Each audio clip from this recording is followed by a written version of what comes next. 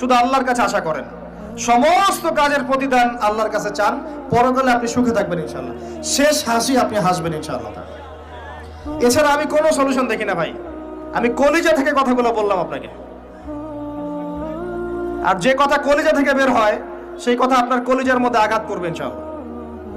সব কাজ শুধু আল্লাহর জন্য করেন, কেউ আপনার আপন না, আল্লাহ ছাড়া কেউ আপনার আপন নয়।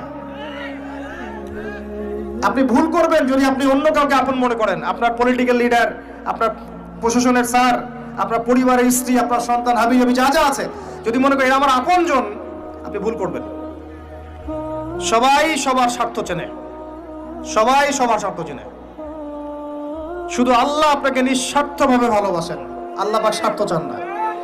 সারাটা জীবন পাপ করে থাকলেও একটা বার দাঁড়িয়ে খালি বলেন আল্লাহ আস্তাগফিরুল্লাহ ওয়া আতুবু ইলাইহি, মন থেকে বলেন আল্লাহ আমি ভুল করেছি, আল্লাহ আমাকে মাফ করে দাও। এক মুহূর্তের